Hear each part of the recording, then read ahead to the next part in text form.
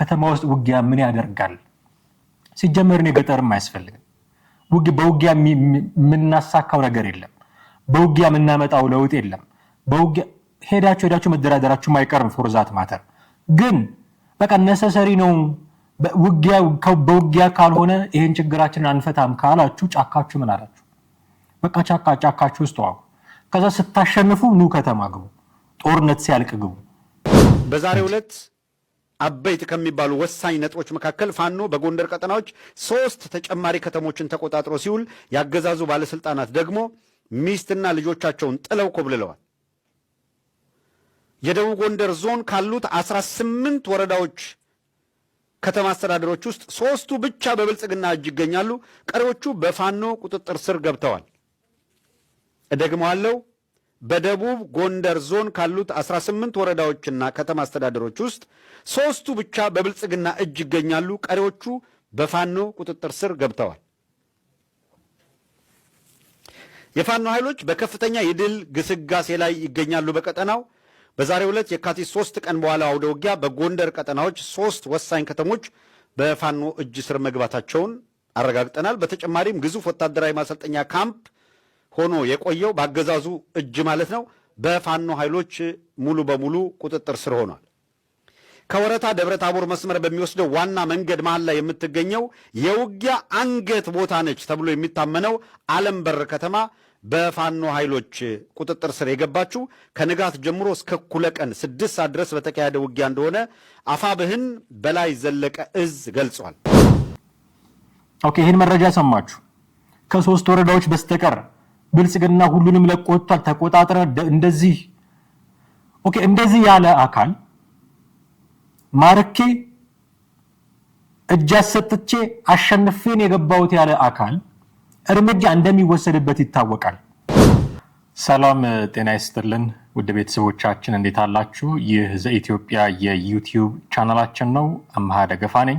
በወቅታዊ ፕሮግራማችን ተመልሰን መተናል። በዛሬው ፕሮግራማችን ደብረታቦር አካባቢ ምንድነው የሆነው የሚለው ነገር ትንሽ እንነጋገርበት የሚገባ ነው ብዬ አስባለሁ። ደብረ ብርሃን ከተማን መቆጣጠር አለመቆጣጠር፣ እዛ አካባቢ ድሮን ጥቃቶች መፈጸም፣ በርካታ ነገሮች እየተነሱ ነው ያሉት።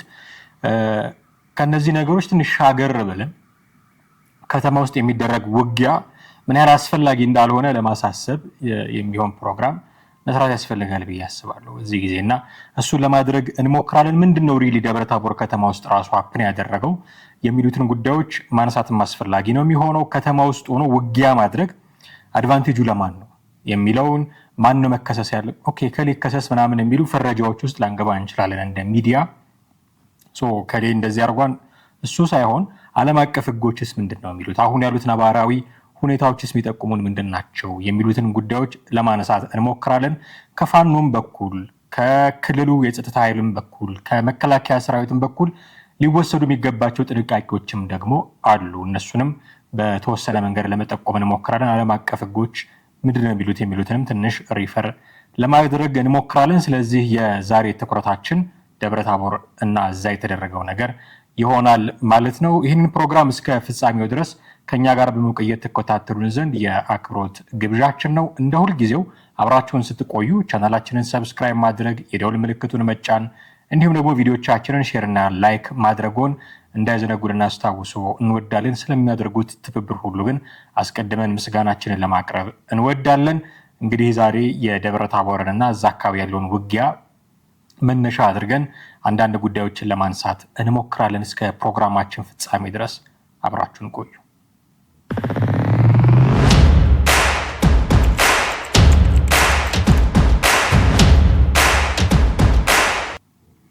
እንግዲህ በስፋት እንደተከታተላችሁት በእርግጠኝነት ብዙ ነገሮችን ሰምታችኋል። ደብረታቦር ከተማ ላይ እየሆነ ያለውን ነገር በተለያየ አማራጭ በእኛም የሚዲያ በኩል በተሰሩ የዘገባ የትንታኔ ሽፋኖች በኩል ብዙ እንደተረዳችሁት እገምታለሁ። ብዙ ታውቃላችሁ ብዬ አስባለሁ። ደብረታቦር ላይ የሰማነው ነገር ሁሉ ሲሆን ደብረታቦር ከተማን መጀመሪያ ከበብናት ሲባል ደግሞ ገባን፣ እንደዚህ ያደረግን፣ የብአዴን ነው የሚሉት እነሱ የብአዴን ሰዎች ወደ ልጆቻቸውን ሚስቶቻቸውን ይዘው ወደ አዲስ አበባ ሸሹ ምናምን የሚሉ ዜናዎችን ስንሰማ ነበር መጀመሪያ አካባቢ። ቀጥሎ ደግሞ መንግስት ደብረታቦር ከተማ ላይ የድሮን ጥቃት እያደረሰ ነው እና ህዝብ ጭቅ ብሎ የሚኖርበት አካባቢ ስለሆነ ንጹሃን ላይ ጉዳት እያደረሰ ነው የሚሉ ሌሎች መረጃዎችን ደግሞ ሰማን። ኦኬ አሁን እነዚህ መረጃዎች ናቸው ወይ ሪሊ መጀመሪያ ስንወስዳቸው እንደ ኢንፎርሜሽን ነው የምንወስዳቸው የሚለውን መጠየቅ አለብን። በነገራችን ላይ በመከላከያ ሰራዊት ደረጃ እስካሁን በይፋ ይህንን ፕሮግራም እስክንሰራበት ጊዜ ድረስ ምናልባት ይህን እየሰራን ባለንበት የወጣ መረጃ ሊኖር ይችላል፣ ከዚህ በኋላ የሚወጣ ሊኖር ይችላል።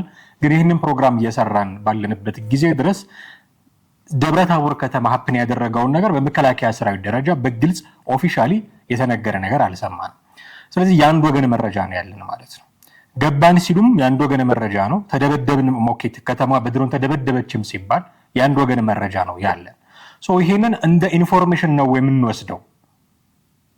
በመጀመሪያ ደረጃ መነጋገር ያለብን ይሄን ነው። እንደ ኢንፎርሜሽን ነው የምንወስደው። ገባን ሲሉ ወረዳ ተቆጣጠርን ሲሉ እንደ ኢንፎርሜሽን ነው የምንወስደው። ኦኬ እንደ ኢንፎርሜሽን ቢሆን እኛ ጀግኖቹ እንዲያደረግን ሲሉን አልነበረማ የምንሰማው። እሱ ኢንፎርሜሽን የፕሮፓጋንዳ ስራ ነው የተሰራው። ስለዚህ ያሉት ነገር ሁሉ እውነት ነው ወይ የሚል ጥያቄ እናነሳለን ማለት ነው። ምክንያቱም እንደ መረጃ ለመውሰድ እንቸገራለን በመጀመሪያ ደረጃ። የሰጡን ነገር ፕሮፓጋንዳ ከሆነ ሞሮፍ ውሸት ሊሆን ይችላል ማለት ነው። ኦኬ ሞሮፍ ውሸት የሆነ ነገር ሊሆን ይችላል። ከቅርብ ጊዜ ወዲህ ድምፁ ጠፍቷል። ሙሉጌታ አንበርበር የሚባል ጋዜጠኛ የፋኖ ደጋፊ ጋዜጠኛ ነው፣ ይታወቃል። ውጊያ ውስጥ 50+1% ነው ማውራው 50+1 ድርሻ የሚወስደው ፕሮፓጋንዳ ነው ብሎ ተናግሯል። ይሄንን መሰረት አድርገን ካወራን የሰጡን ፕሮፓጋንዳ ነው። ፕሮፓጋንዳ ውስጥ ደግሞ ውሸት ይበዛል ካልን እስካሁን ያሉን ነገር ሁሉ ምናልባት ውሸት ይበዛው ይሆን ብለን እንድንጠይቅ ይሆናል።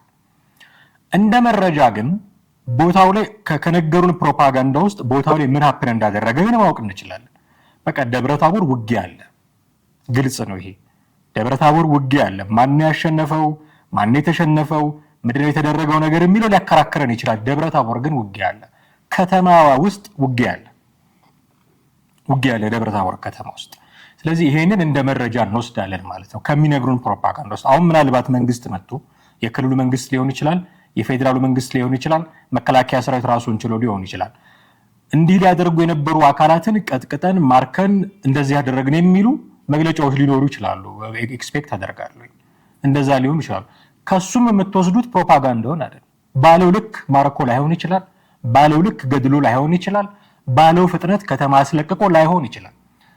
ስለዚህ እሱም ፕሮፓጋንዳ ነው ማለት ነው። ካውንተር ፕሮፓጋንዳ ይሰራል።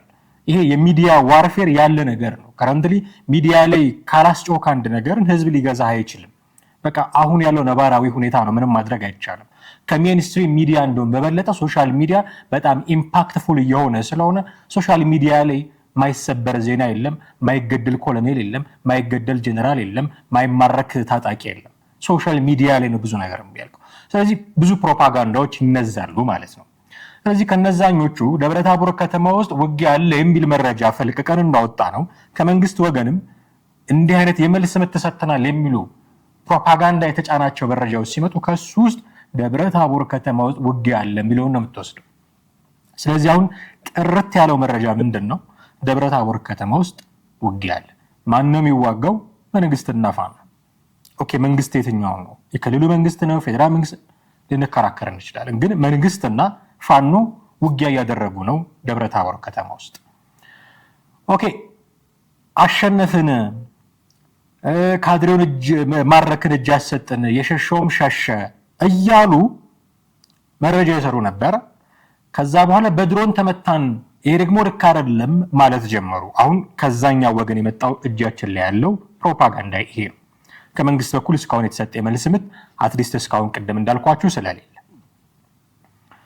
አሁን መጀመሪያ ወደ ውስጥ ገብተን ጉዳዮቹን በትንን ከማየታችን በፊት ለምንድነው ከተማ ውስጥ የገባችሁት የሚል ጥያቄ ማንሳት ያስፈልጋል። ምን ልትሰሩ ነው ከተማ ውስጥ የገባችሁት? አማጽያን ለምንድነው ከተማ ውስጥ የሚገቡት? እንነጋገርበታለን። ግን ከተማ ውስጥ ገብቶ ተዋጊ ነኝ ያለ አካል ከተማ ውስጥ ገብቶ አሸንፌ ነው ከተማዋን የተቆጣጠርኩት ያለ አካል እንዲህ ተደረኩኝ ለማለት የሞራል የበላይነት አለው ወይ? ኦኬ በድሮን ንጹሃን አለቁብኝ በድሮን ጥቃት ኦኬ ንጹሃን ማለቅ የለባቸውም በድሮን ጥቃት ምን አይነት ጥንቃቄ መውሰድ ይገባዋል መንግስት እናያለን በኋላ ንጹሃን ማለቅ የለባቸው በድሮን ጥቃት ንጹሃን አለቁ ለዚህ ደግሞ ተጠያቂው መንግስት ነው ብሎ የሚከሰው አካል እሱ ንጹሃን እንዳይጎዱ ምን አድርጓል? ደብረታቦር ከተማ ሲገባ መንግስት እያጨበጨበ እንዲቀበለው ነው ወይ የፈለገው? ደብረታቦር ከተማ ሲገባ የሱ መሳሪያ ውሃ እየረጨ ነው የገባው? እንዴ እናንተ የመንግስት ተቀጣሪ ናችሁ ባንዳ ናችሁ ብሎ እርምጃ የወሰደባቸው የሉም? እነሱ ንጹሃን አይደሉም? የቀበሌ አመራሮች ንጹሃን አይደሉም? ታጥቀው አላያቸው? ጦር ሜዳ ወርደው ካንተ ጋር ግንባር ለግንባር ሲታኮሱ አላያቸው? ስራቸውን ነው የሚሰሩት። ቀበሌ ነው የሚያስተዳድሩት፣ ወረዳ ነው የሚያስተዳድሩት። ሚሊሻ ምን አደረገ? የአካባቢውን ጸጥታ ነው የሚጠብቀው። እናንተ ባዴን ናችሁ፣ እናንተ የብልጽግና ተቀጣሪ ናችሁ ብላችሁ ያደረጋችሁትን ሁሉ ያደረጋችሁባቸው ሰዎች ንጹሃን አይደሉም ወይ? ይሄንንም ምለው መንግስት ንጹሃን እንዲሞቱ አድርጎ ከሆነ ሊጠየቅ አይገባም እያልኩኝ አይደለም። የትኛውም አይነት እርምጃ ቢወስድ ከፍተኛ ጥንቃቄ ሊደረግ ይገባል። ንጹሃን እንዳይጎዱ ያስፈልጋል ብሎ የሚከራከር ሰው ግን ንጹሃንን አይጎዳም። ኦኬ ንጹሃን ዴፊኒሽን እናንተና እኛ ያለ ሊለያይ ይችላል። እናንተ የመንግስት ሰራተኛ ሁሉ ንጹህ አይደለም ነው የምትሉት። እናንተ ብልጽግና ውስጥ ያለ ሰው ሁሉ ንጹህ አይደለም ነው የምትሉት። መሳሪያ ያልያዘ ጦር ሜዳ ሄዶ ያልተዋጋ ምንም አይነት ፖለቲካል ኢንቴንሽን የሌለው ሰርቶ መግባት የሚፈልግ የልጆቹን የባለቤቱን የቤቱን ቀዳዳ መድፈን የሚፈልግ የመንግስት ሰራተኛ ንጹህ ዜጋ ነው። ምንም አያገናኘው። ከተማ ውስጥ ገብተህ ባጃጆቻቸው የምትዘርፍባቸው ሰዎች ንጹሃን ናቸው። ለምን ከኛ ጋር አልታገላችሁም ብለህ የመንግስት ቅጥረኛ ልታደርጋቸው አትችልም። ጸብ ከመንግስት ወታደር ጋር ነው። መሳሪያ ከታጠቀ ዩኒፎርም ከለበሰ ጋር ምትዋጋ ከሆነ ከሱ ጋር ትዋጋለህ። አይ እሱ ቅጥረኛ ነው እያልክ ንጹሃንን የምትገድል ከሆነ ከምትከሰው አካል የተሻለ ምን አደረግ? ራስን መጠየቅ ያስፈልጋል። ከዛ ውሃ እየረጨ ከተማ ውስጥ እንደገባ ሰው ምንም ሳያደርግ ከተማ ውስጥ እንደገባ ሰው በድሮን ተመታው። ምንድነው ይሄ? እናንተ ያላደረጋችሁትን ነገር ሌላው እንዲያደርግ ለምን ነው የምትጠብቁት? ማድረግ አለበት ያኛውም አካል ልክ ነው። ንጹሃንን መጠበቅ አለበት። የማይነኩ ይሄ በዓለም አቀፍ ሕግ መሰረት ጥበቃ ሊደረግላቸው የሚገቡ አካባቢዎችን መጠበቅ አለበት። ግን in the first place ከተማ ውስጥ ውጊያ ምን ያደርጋል? ሲጀመር ነው ገጠርም አያስፈልግም። በውጊያ የምናሳካው ነገር የለም። በውጊያ የምናመጣው ለውጥ የለም። በውጊያ ሄዳችሁ መደራደራችሁ ማይቀርም ፎርዛት ማተር ግን በቃ ነሰሰሪ ነው። በውጊያ ካልሆነ ይሄን ችግራችንን አንፈታም ካላችሁ ጫካችሁ ምን አላችሁ? በቃ ጫካችሁ ውስጥ ተዋጉ። ከዛ ስታሸንፉ ኑ ከተማ ግቡ። ጦርነት ሲያልቅ ግቡ።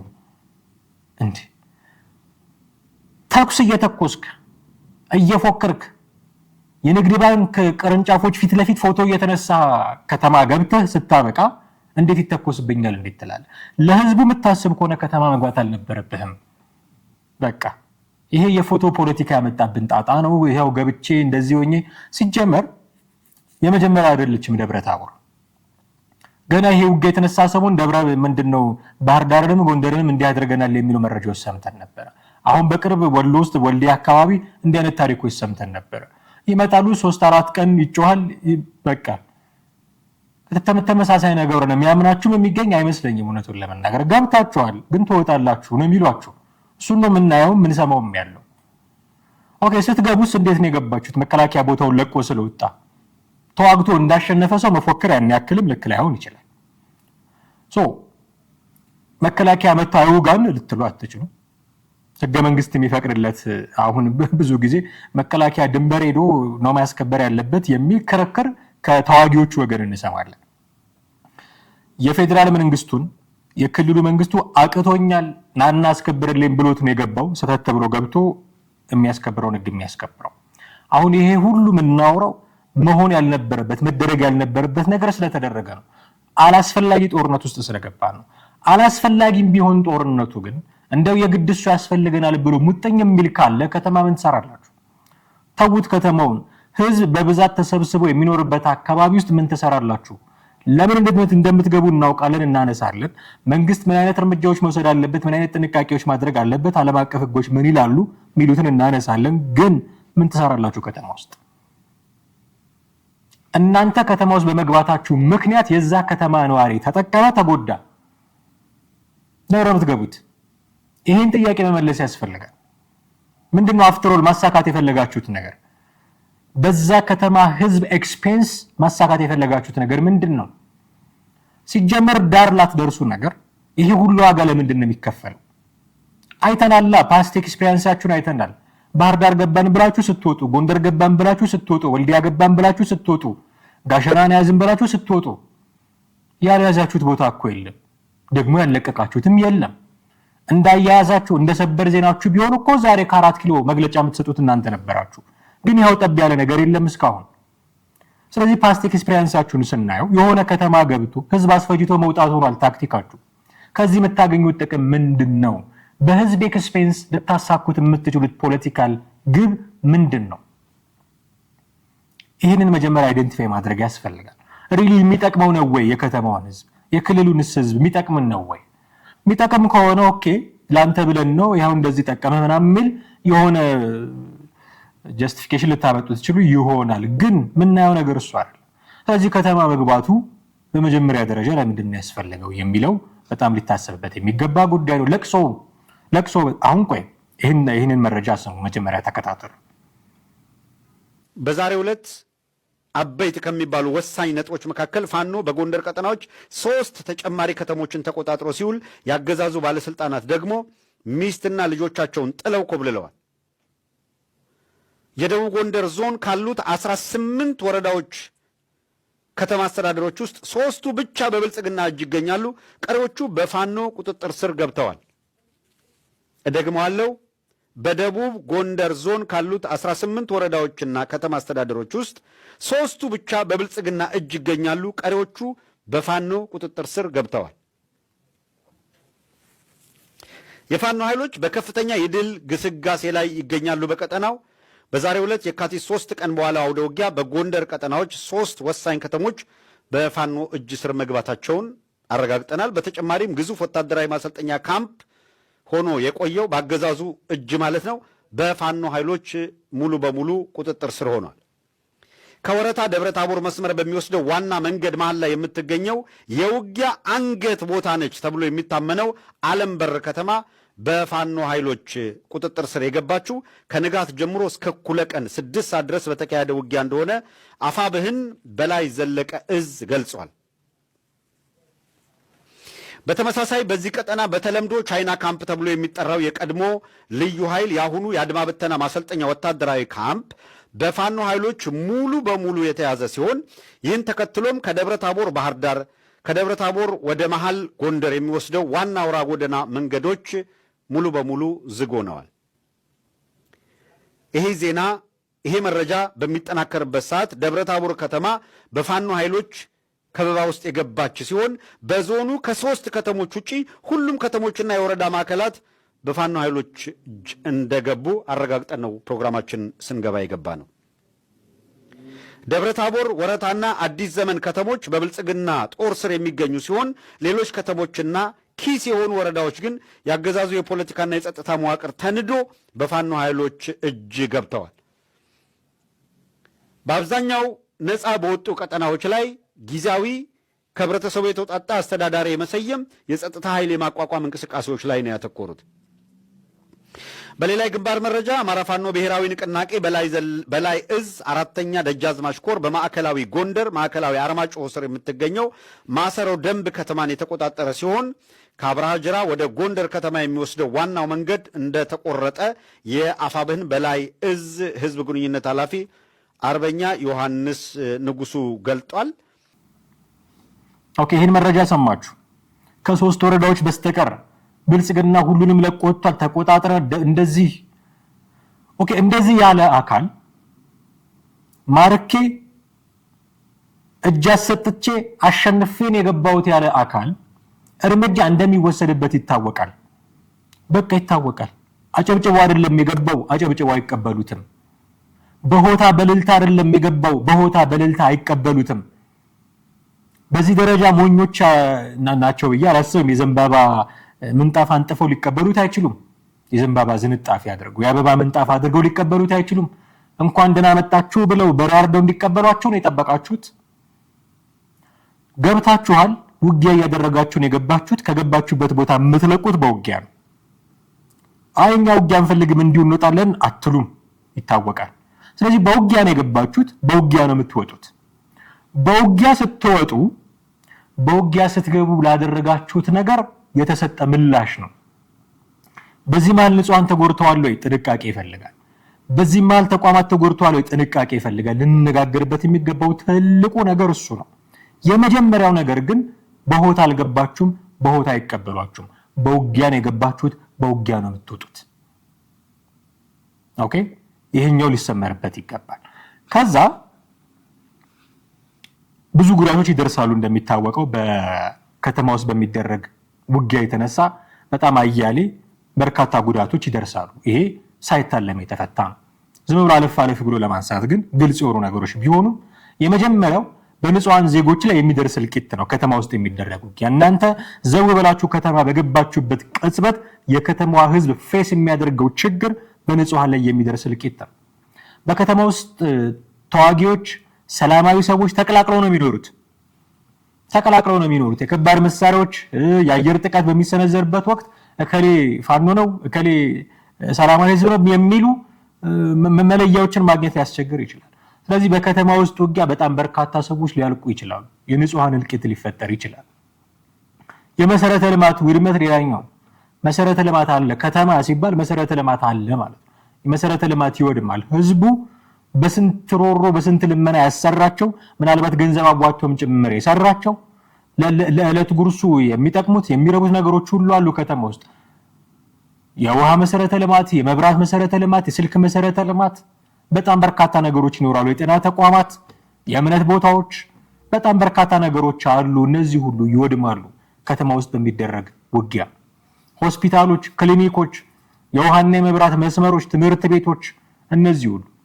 ከዛ ውጭ ከፍተኛ የሰብአዊ ቀውስ ደግሞ ይከሰታል። ዲስፕሌስመንት፣ ኢንተርናል ዲስፕሌስመንት ይከሰታል።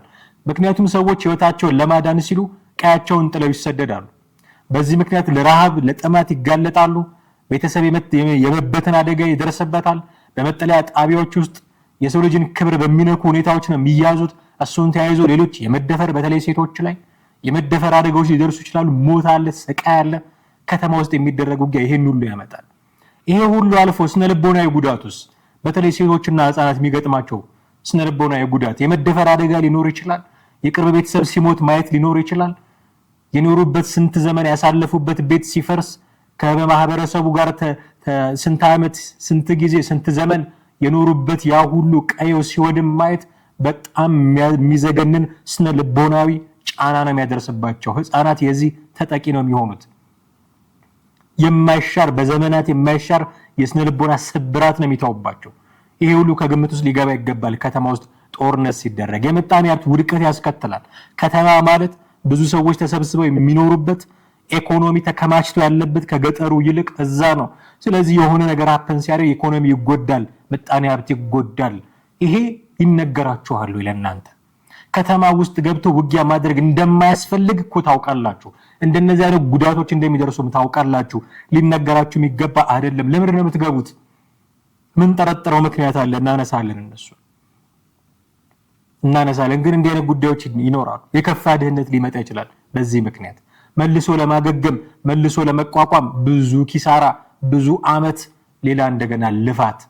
ሌላው ክልል ፉክክር ውስጥ የገባ ነው የምትሉት ክልል ሲያድግ ስታዩት እናንተ ገና በጦርነት እየማቀቃችሁ ሊሆን ይችላል። ይሄ ተመጣጣኝነቱ ራሱ አይኖርም። በጣም ጥንቃቄ የሚፈልግ ነገር ነው። ከተማ ውስጥ ዝም ብሎ ዘው ተብሎ አይገባም። በጣም ጥንቃቄ ይፈልጋል። በጣም ከተማ ውስጥ ውጊያ ሲቀሰቀስ ሰላማዊ ሰዎች እንግዲህ ራሳቸውን ቤተሰባቸውን ለመጠበቅ የሚወስዷቸው በርካታ እርምጃዎች አሉ። በጣም በርካታ እርምጃዎች። እነሱን ግን ከማንሳታችን በፊት ከተማ ውስጥ በመግባት በንጹሃን ላይ የሚደርሱ እልቂቶችን፣ የመሰረተ ልማት ችግሮችን፣ የሰብአዊ ቀውስን፣ ስነልቦናዊ ጠባሳ ምናምን ካነሳን በዓለም አቀፍ የሰብአዊ መብቶች ህጎች ይሄ ኢንተርናሽናል ሁማኒቴሪያን ሎው በሚባሉት መሰረት በጦርነት ወቅት ንጹሃን ዜጎችና የሲቪል ተቋማት ላይ ጥበቃ ሊደረግላቸው እንደሚገባ ተደንግጓል። ስለዚህ ከተማ ገብቶ ውጊያ ማድረግ ማለት እነዚህ ድንጋጌዎች እንዲሻሩ መንገድ መክፈት ማለት ነው። ወንጀል እንዲፈጸም መንገድ መክፈት ማለት ነው። ወንጀል ደግሞ ፕራክቲስ ማድረግ ነው ወንጀልን እና ዓለም አቀፍ የሰብአዊ መብት ህጎች አሉ። በተለይም የጄኔቫ ኮንቬንሽን የጄኔቫ ስምምነቶች በጦርነት ወቅት ንጹሃን ዜጎች እንዳይጎዱ ጥበቃን ጥብቅ ገደቦችን ያስቀምጣል። ለምሳሌ ፕሪንሲፕል ኦፍ ዲስቲንክሽን የመለየት መርህ የመለየት ተዋጊ ወገኖች ሁልጊዜም በተዋጊ ወገኖችና በሰላማዊ ሰዎች መካከል እንዲሁም በወታደራዊ ኢላማዎችና በሲቪል ንብረቶች መካከል ያሉ ልዩነቶችን ማወቅ አለባቸው፣ መታወቅ አለባቸው፣ መለየት አለባቸው። ወታደራዊ ኢላማ እና መሰረተ ልማት ምንድነው የሚባለው መለየት አለበት። ምናልባት ይሄ በአብዛኛው ሊመለከተው የሚችለው መንግስት ሊሆን ይችላል። ምክንያቱም የአጸፋ እርምጃ የሚወስደው እሱ ነው። የኃይል የበላይነት ያለው እሱ ነው። እሱን ሊያደርግ የሚችለው እንዲጠነቀቅ የምንጠብቀውም እሱ ነው። ፎርዛት ማለት ሞራል እንዲኖረው የምንጠብቀው እሱ ነው። አፍተሮል መንግስት ነው። የዜጋውን ደህንነት የመጠበቅ ተቀዳሚ ኃላፊነት ያለበት መንግስት ነው። ስለዚህ እሱን እንዲያደርግ የምንጠብቀው እሱ ነው። እነዛማ በማን አለበኝነት ከተማ ውስጥ ገቡ እኮ የሚያደርጉትን ሁሉ አደረጉ። ለዚህ ሁሉ ቀውስ ምክንያት እየሆኑ ነው ያሉት። ስለዚህ ትልቅ ጥንቃቄ፣ ትልቅ ኃላፊነት የምንጠብቀው ከመንግስት ነው። ስለዚህ መለየት አለበት የወታደራዊ ኢላማና መሰረተ ልማቶችን። ጥቃት መፈጸም ያለበት በወታደራዊ ኢላማዎች ላይ ብቻ መሆኑ ሊሰመርበት ይገባል። ሰላማዊ ሰዎችን፣ የሲቪል ተቋማትን፣ ትምህርት ቤቶች፣ የእምነት ተቋማት፣ መስጊድ፣ ቤተክርስቲያን የመሳሰሉትን ኢላማ ማድረግ የዓለም አቀፍ ወንጀል ነው በጄኔቫ ስምምነት መሰረት። ፕሪንሲፕል ኦፍ ፕሮፖርሽናሊቲ ተመጣጣኝነት።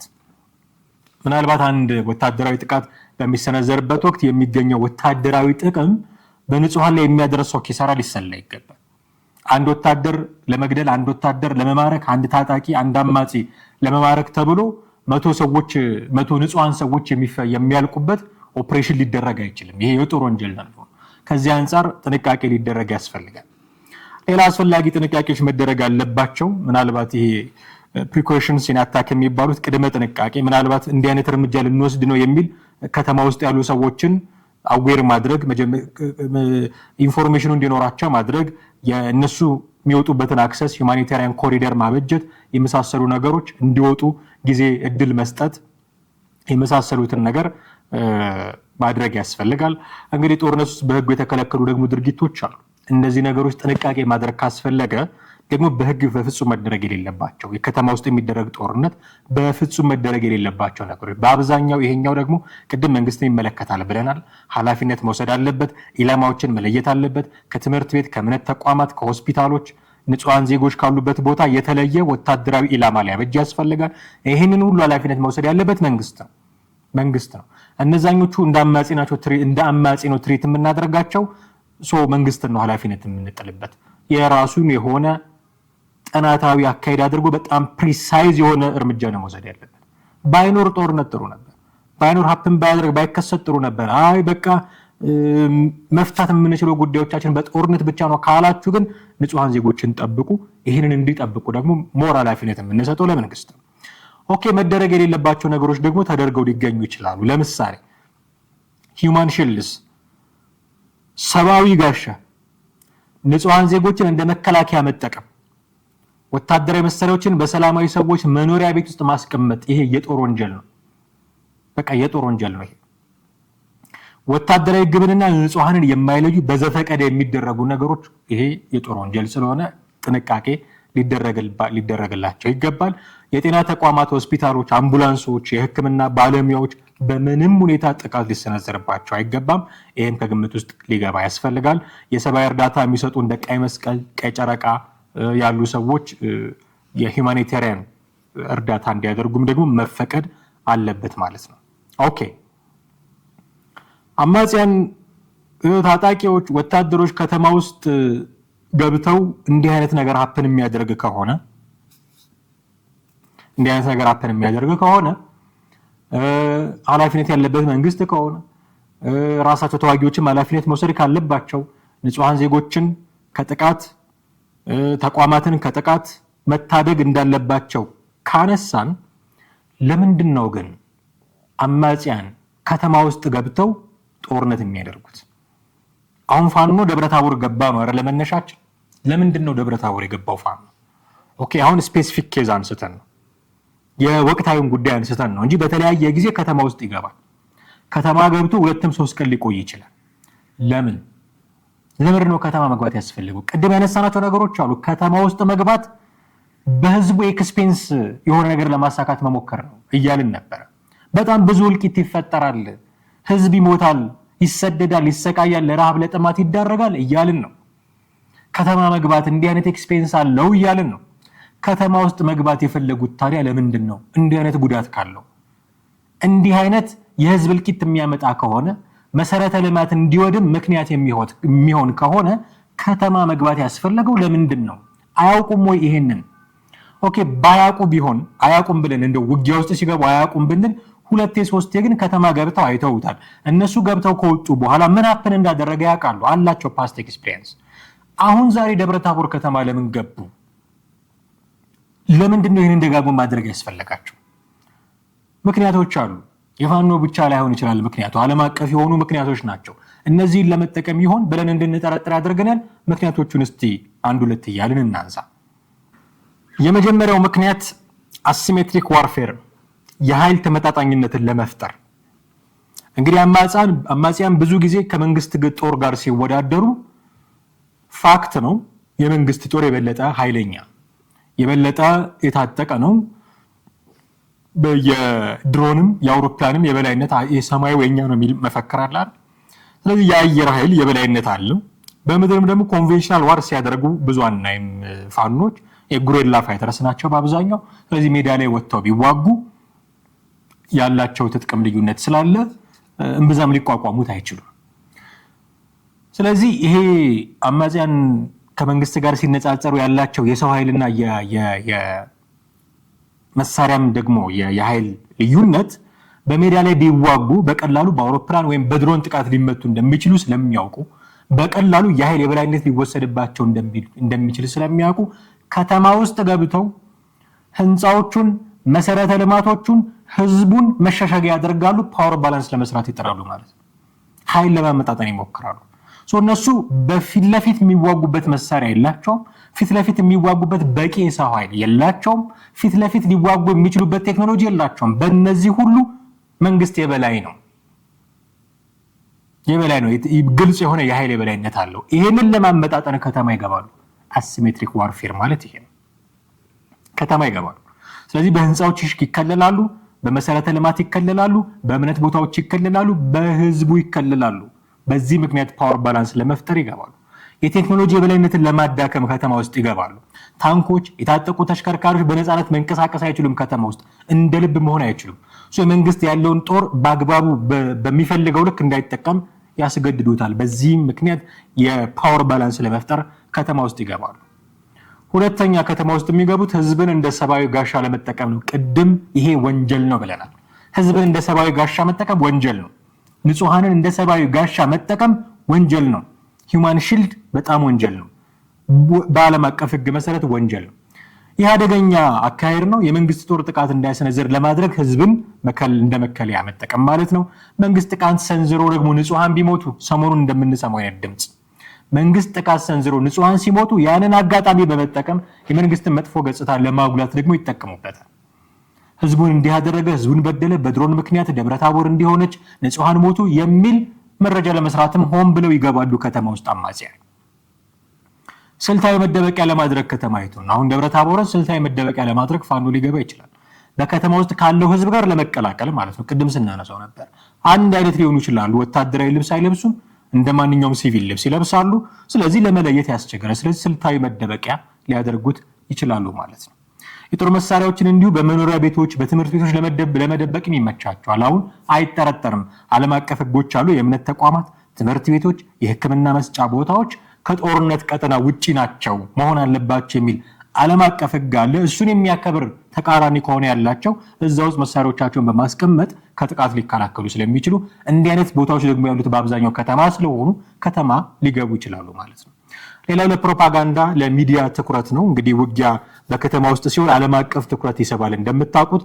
ምክንያቱም ጉዳት ከደረሰ ብዙ ህዝብ ነው የሚጎዳው። ጉዳት ከደረሰ ብዙ መሰረተ ልማት ነው የሚጎዳው። ትኩረት ይደረጋል። እዛ አካባቢ ጫናዎችም ይፈጠራሉ ማለት ነው። በሩቅ በገጠር የሚደረግ ውጊያ ብዙም ላይሰማ ይችላል።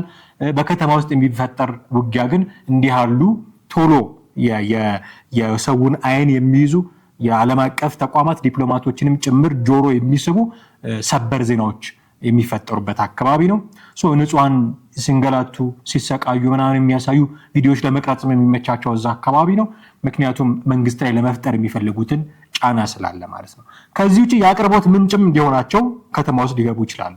የሎጂስቲክስ ፍላጎታቸውን ለማሟላት ማለት ነው። በከተማ ውስጥ የሚደረጉ ውጊያ የሚያስፈልጓቸውን ነገሮች በቀላሉ ማግኘት የሚችሉባቸው ቦታዎች ናቸው። ለምሳሌ ምግብ፣ መድኃኒት፣ የኤሌክትሪክ ኃይል፣ መገናኛ ዘዴዎች፣ ምናልባት ስልክ፣ ኢንተርኔት የመሳሰሉት በከተማ ውስጥ ይገኛሉ።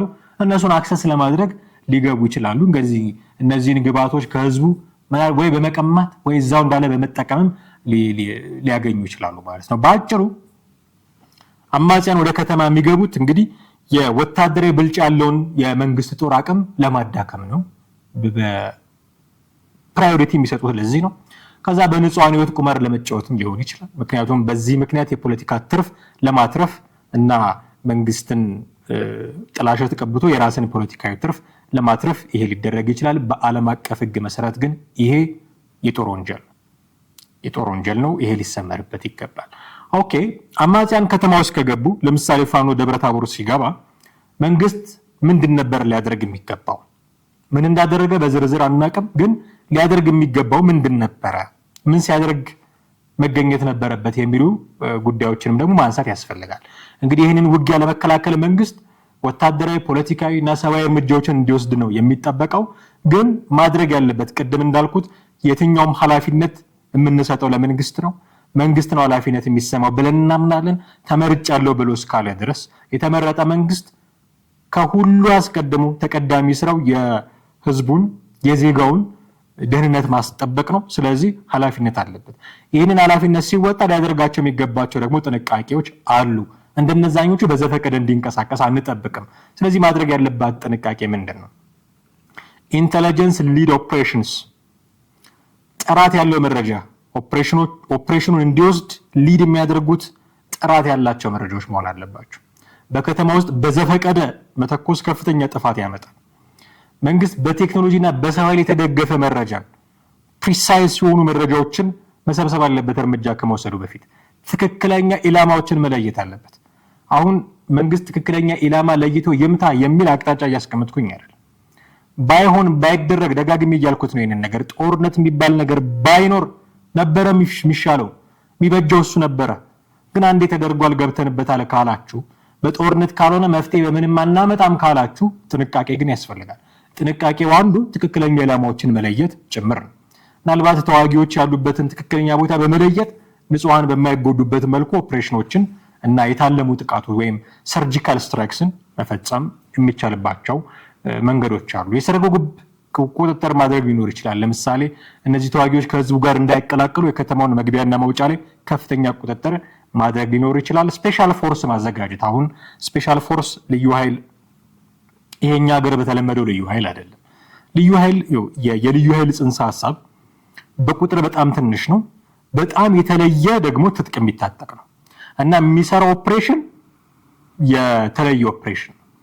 ዝም ብሎ ኮንቬንሽናል ውጊያ አይዋጋም። ዝም ብሎ የተራዘመ ጦርነት ውስጥ አይገባም። አንድ ታስክ አለች፣ ለሷ ተብሎ የተቋቋመ ስፔሻል ፎርስ ነው። ያችን ታስክ ፈጽሞ ሲያበቃ ምናልባት ሊበተን ይችላል። ስለዚህ ስፔሻል ፎርሶችን ተጠቅሞ ልዩ የኮማንዶ ስምሪት አድርጎ ይሄኛ በየክልሉ እንደተመሰረቱት አይነት ልዩ ኃይል አይደለም። እሱ ዝም ብሎ መከላከያ ሰራዊት ልትሉት ትችላላችሁ። ስፔሻል ፎርስ አይደለም እሱ።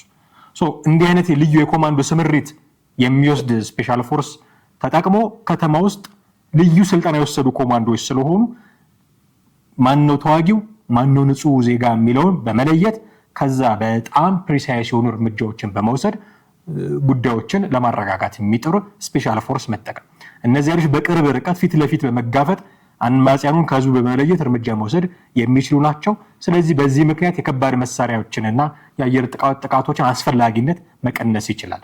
የአየር ጥቃቶች፣ የከባድ መሳሪያዎች ከተማ ውስጥ ሲደረጉ ንጹሃን ዜጎች የሚጎዱበት ሰፊ እድል ስለሚኖር ያንን ለመቀነስ ስፔሻል ፎርሶችን መጠቀም ያስፈልጋል።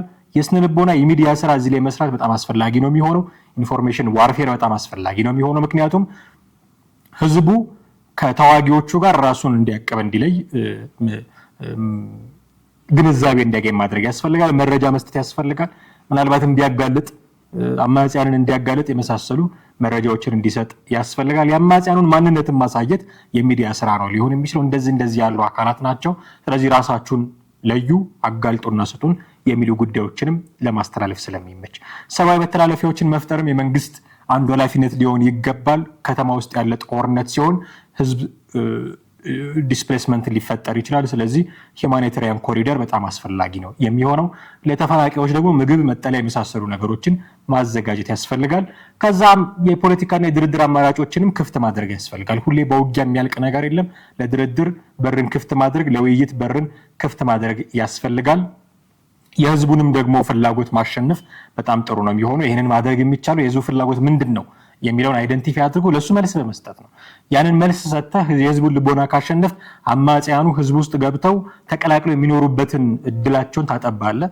ስለዚህ ከተለዩ ደግሞ ለመመታት የተዘጋጁ ነው የሚሆኑት ማለት ነው። ግን እንዲህ እንዳወራ ነው ደግሞ ቀላል ሊሆን አይችልም። ተግዳሮቶች አሉ። ምናልባት መንግስታት እነዚህን እርምጃዎች በሚወስዱበት ጊዜ እንግዲህ ትልቅ ፈተናዎች ይገጥሟቸዋል። ምናልባት አማጽያኑ ሆን ብለው መንግስትን ወደ ስህተት የሚወስዱ ንጹሃንን እንዲገድል የሚያደርጉ እርምጃዎችን ሊወስዱ ይችላሉ። ስለዚህ መንግስት በህዝቡ ሊጠላ ይችላል። ዓለም አቀፍ ጫና ሊመጣበት ይችላል። የማዕቀብ መጣል ሊኖርበት ይችላል። እነዚህ ሁሉ ከግምት ውስጥ ሲገቡ የሚወስዷቸው እርምጃዎች ምን ያህል ጥንቃቄ ሊፈልጉ እንደሚገባ የሚያስገነዝብ ነው ብዬ አስባለሁ። ስለዚህ መንግስታት በጣም ታጋሽ እንዲሆኑ እንጠብቃለን። ጥንቃቄ የተሞላበት እርምጃ እንዲወስዱ እንጠብቃለን ማለት ነው። ስለዚህ በመጀመሪያ ደረጃ ከተማ ውስጥ ውጊያ መደረግ አልነበረበትም ብቻ ሳይሆን ኢትዮጵያ ውስጥ ውጊያ መኖር አልነበረበትም። ውጊያም ካለ ግን የውጊያ ቦታዎች ሌሎች ናቸው፣ ከተማ ውስጥ አይደለም። ከተማ ውስጥ ከተገባ ደግሞ የገቡበትን ምክንያት አይተናል። መንግስት ሊወስዳቸው የሚገቡ ጥንቃቄዎች አሉ ማለት ነው። ምናልባት እንደ መውጫ ግን እንዲሆነን ሰላማዊ ሰዎች ምን ማድረግ ሊገባቸው ይችላል? አሁን እንደምናየው ከተማ ውስጥ እየገቡ መውጣት እንደ ፋሽን ተይዟል። ስለዚህ 3 ይሁን 4 ቀን፣ ሳምንት ይሁን 2 ሳምንት ከተማ ውስጥ ጦርነት የሚኖር ከሆነ ሰላማዊ ሰው ምንድነው ማድረግ ያለበት የሚል ጥቂት ግንዛቤ እንደማውጫ ፈጥሮ ማለፍ ተገቢ ነው ብዬ አስባለሁ። ደህንነቱ የተጠበቀ መጠለያ መፈለግ ሊያስፈልጋቸው ይችላል። ወደዛ ቦታ መንቀሳቀስ ሊያስፈልግ ይችላል። የሚሰባበሩ የሚናዱ ነገሮች ያሉበት አካባቢ መሆን ሊያስፈልግ ይችላል። በጣም አስገዳጅ ካልሆነ ከመኖሪያ ቤት አለመውጣትም አንድ የሚመከር ነገር ነው። ምክንያቱም ከመኖሪያ ቤት ውጪ ከታጣቂዎቹ ጋር ተቀላቅሎ የመመታት ከተዋጊዎቹ ጋር ተቀላቅሎ የመመታት እድልም ስለሚኖር እነዚህን ባያደርጉ ይመከራል። ወለል ላይ መተኛት፣ ፍንጣሪዎች እንዳያገኟቸው የሚሉ መቼም እንዲህ አይነት ነገሮች አሁን ስንናገር በጣም እያዘንን ነው። ምክንያቱም በቃ ልክ ይሄ እኮ የተፈጥሮ አደጋ ሲመጣ ጥንቃቄ አድርጉ እንደሚባለው የሆነ ሰሞን መሬት መንቀጥቀጥ ይባል ነበራ። መሬት መንቀጥቀጥ ሲፈጠር ኮሎኖች አካባቢ ቆሙ። እዛ አካባቢ ብዙ የመደርመስ አደጋ ላይ ይገኝ ስለሚችል ራሳችን አደጋ የሚደርስብንን መጠን ለመቀነስ እንደዚህ አድርጉ ይባላል። አሁን በጦርነት ምክንያት እንዲህ አድርጉ የሚል ምክር ውስጥ ገባል። ይሄ የሚያሳየው ጦርነት ሳንገምተው ድንገት የሚመጣብን ብዙ ጥፋት እንዳለ ነው የሚያሳየው። ወለል ለመተኛት ፈንጠርጣሪዎች እንዳያገኝ ሊያደርግ ይችላል። ቤዝመንቶች ካሉ ምድር ቤቶች ራስን ለመደበቅ እዛ ጥሩ የተሻለ ሊሆን ይችላል። መሰረታዊ ፍላጎቶችን ማሟላት፣ ውሃ፣ ደረቅ ምግቦችን መያዝ፣ በኋላ ለረሃብ ለጥማት ከመጋለጥ የመጀመሪያ እርዳታ ቁሳቁስም ደግሞ መያዝ፣ የፍንጣሪዎች የሚያደሟቸው ነገሮች ካሉ እነሱን ለማጠብ፣ የመብራት የባትሪ እና ደግሞ ፓወርም ደግሞ መያዝ የሚቻልባቸው ለጥቂት ቀናት የሚያቆዩ ካሉ እነሱን ማድረግ ነው። ገለልተኝነትን መጠበቅ ከዛ በሁለቱም ወገን እንግዲህ በሁለት ጥይት ላለመመታት ጥረት ማድረግ ሊያስፈልግ ይችላል። የአንዱ ደጋፊ መሆን አንዳንድ ጊዜ የግድ ሊሆን ይችላል። ግን ገለልተኛ መሆን ደግሞ የተሻለ አማራጭ ሊሆን ይችላል። ከውጊያው መራቅ፣ ወታደራዊ አልባሳትን አለመልበስ፣ ከታጣቂዎች ጋር አለመተባበር የመሳሰሉ ነገሮችን መውሰድ ያስፈልጋል። በንጹሃን ዜጎች መካከል መረጃዎችንም እንዲሁ በጥንቃቄ መከታተል፣ ለልጆችና ለአረጋውያንም ደግሞ ትልቅ ትኩረት መስጠት ያስፈልጋል። ምናልባት ሁኔታዎች አስገዳጅ ካልሆኑ በስተቀር በቤት ውስጥ መቆየትም እንዲሁ በዓለም አቀፍ ደረጃ የሚመከሩ ምክሮች ናቸው እነዚህ ማለት ነው። ይህን ሁሉ እንድንል ያስገደደን ጦርነቶች፣ ውጊያዎች አሁን ከተማ ውስጥ እየገቡ ስለሆነ ነው ማለት ነው። ይህንን ካልን ዘንድ አንድ ከተማ መግባት ማለት ጦርነት ማሸነፍ ማለት አይደለም። ጦርነት እና ውጊያ የተለያዩ ኮንሴፕቶች ናቸው። ጦርነት ነው፣ ሙሉ ነገሩን የምንገልጽበት ነው። ውጊያውንም የቃላት ጦርነቱንም የፕሮፓጋንዳ ስራውንም በሙሉ አጠቃሎ የያዘ ነገር ነው ጦርነት። ጦርነትን ለማሸነፍ የሚደረጉ ትንንሽ ውጊያዎች ይኖራሉ። ውጊያ ማሸነፍ ማለት ጦርነት ማሸነፍ ማለት አይደለም። በሆነ ውጊያ ተሸንፈህ ከዛ በሆነ ውጊያዎች አሸንፈህ ደግሞ ጦርነቱን ልታሸንፍ ትችላለህ። ስለዚህ ውጊያ ማሸነፍ ማለት ጦርነት ማሸነፍ አይደለም አንደኛ። ስለዚህ ይህንን አካል ወግተን አሸንፈናል ማለት ጦርነት አሸንፈናል ማለት ስላልሆነ ሰበር ዜናውን ቀንስ ማድረግ ያስፈልጋል ማለት ነው። በዚህ ደስፈቅታ ውስጥ እየገቡ እንደገና ለሌላ ዙር ጦርነት መቀስቀሻ ማድረግ፣ ለውጊያ መቀስቀሻ ማድረግ ተገቢ አይደለም። ውጊያ አሸንፋችሁ ሊሆን ይችላል፣ ጦርነት ግን እስካሁን እየተደረገ ነው፣ ያሸነፈ አካል የለም። ሁለተኛው ስትገቡ የገባችሁበት መንገድ ግልጽ ነው። ወደ ደብረ ታቦር ከተማ ስትገቡ የገባችሁበት መንገድ ግልጽ ነው።